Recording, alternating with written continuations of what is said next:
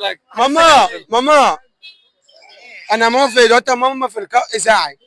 لقاء ولا فتح السبيكر ها؟ يعني انا دلوقتي طالع دلوقتي في التلفزيون. قول لها ايه نوع الفاكهة.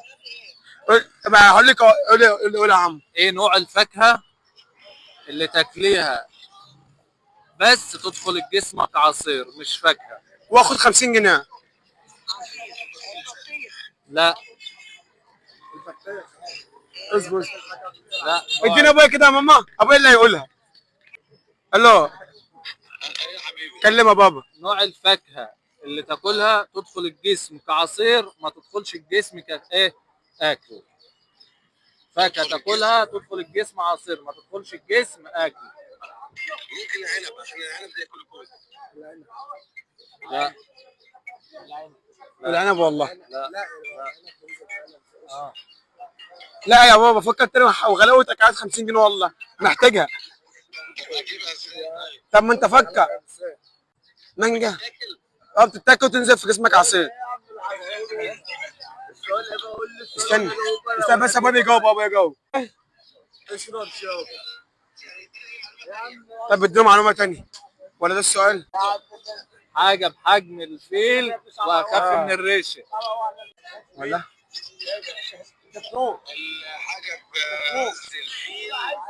الباندا. كومبو فو بقى. ممكن البالونه. لا غلط. القش. غلط. يا وانت بتجاوب بابا يعني؟ ما انت بابا تفكر حاجات وبتجاوبها يا بابا، يعني جيت دلوقتي على حظي. ها طب فكر تاني يا ابويا بس. امي مش عارفه. طيب المية. لا لا مش عارف والله. طب افرق ابوك يا سيدنا بقى في السؤال اللي في كده. لك ماما انا موافق دلوقتي يا ماما في لقاء اذاعي. لقاء ولا فتح السبيكر ها؟ يعني انا دلوقتي طالع دلوقتي في التلفزيون. قول لها ايه نوع الفاكهة. ما هقول لك، قول يا عم. ايه نوع الفاكهة اللي تاكليها بس تدخل الجسم كعصير مش فاكهة. واخد 50 جنيه. لا